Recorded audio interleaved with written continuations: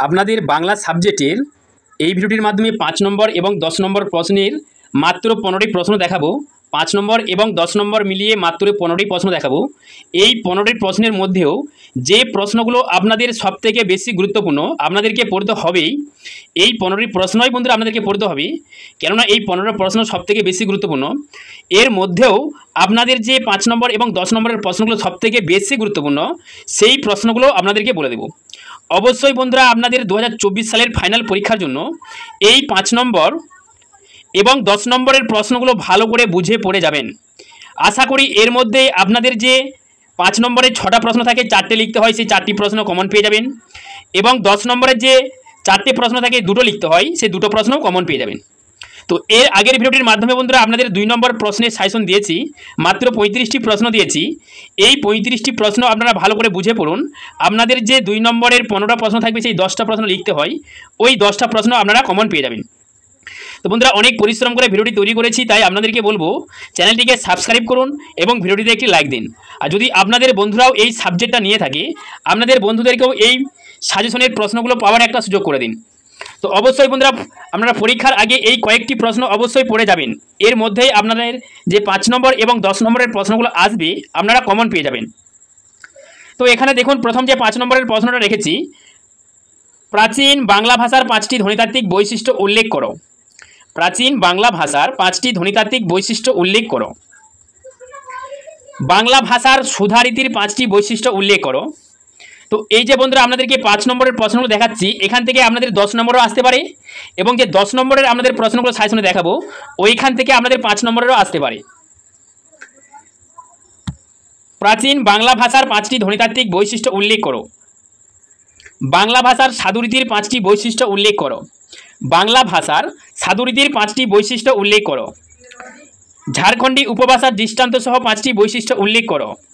ঝাড়খণ্ডী উপভাষার দৃষ্টান্ত সহ 5টি বৈশিষ্ট্য উল্লেখ করো। ভাষা ও উপভাষার পার্থক্য নিজের ভাষায় লেখো।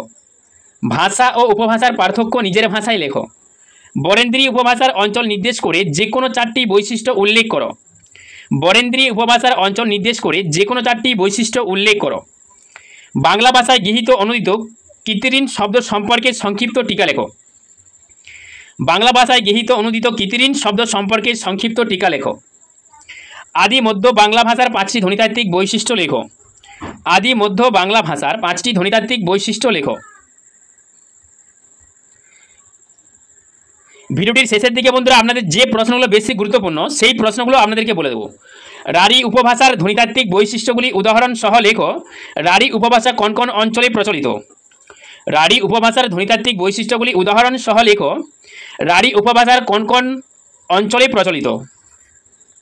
কৃত্রিম শব্দ কাকে বলে? বাংলা ভাষার শব্দ ভাণ্ডারে নতুন সৃষ্ট শব্দ সম্পর্কে সংক্ষেপে আলোচনা করো। কৃত্রিম শব্দ কাকে বলে? বাংলা ভাষার শব্দ ভাণ্ডারে নতুন সৃষ্ট শব্দ সম্পর্কে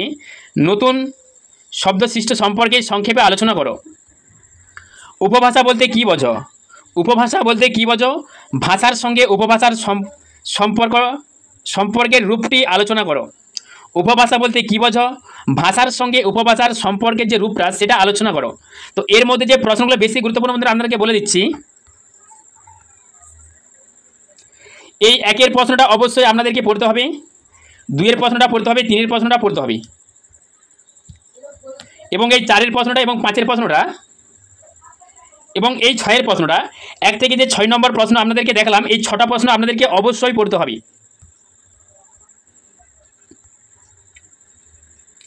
দেখুন, এগুলি হচ্ছে আপনাদের 10 নম্বরের প্রশ্ন। বাংলা ভাষার উদ্ভবের ইতিহাস সংক্ষেপে লেখো। বাংলা ভাষার উদ্ভবের ইতিহাস সংক্ষেপে লেখো। বাংলা ভাষার মৌলিক শব্দ সম্পর্কে সংক্ষেপে লেখো। বাংলা ভাষার মৌলিক শব্দ সম্পর্কে সংক্ষেপে লেখো। রাঢ়ী উপভাষার অঞ্চল নির্দেশ করে উদাহরণ সহ বৈশিষ্ট্যগুলি আলোচনা করো। রাঢ়ী উপভাষার অঞ্চল নির্দেশ করে উদাহরণ সহ বৈশিষ্ট্যগুলি আলোচনা করো। প্রাচীন বাংলা ভাষার কালসীমা নির্দেশ করে প্রাচীন বাংলা ভাষার বৈশিষ্ট্যগুলি দৃষ্টান্ত সহ আলোচনা করো। প্রাচীন বাংলা ভাষার কালসীমা নির্দেশ করে প্রাচীন বাংলা ভাষার বৈশিষ্ট্যগুলি দৃষ্টান্ত সহ আলোচনা করো। বাংলা ভাষার শব্দ ভাণ্ডারে আগন্তুক শব্দ বিষয়ে আলোচনা করো। বাংলা ভাষার শব্দ ভাণ্ডারে আগন্তুক শব্দ বিষয়ে আলোচনা করো। তো আপনাদের যে বন্ধুরা সাজেশনে 10টা প্রশ্ন দেখালাম 5 নম্বরের, এখান থেকে আপনাদের 10 নম্বরের প্রশ্ন আসতে পারে এবং 10 নম্বরের থেকেও কিন্তু 5 নম্বরের প্রশ্ন আসতে পারে। 10 নম্বরের জন্য আপনাদেরকে অবশ্যই এই একের পর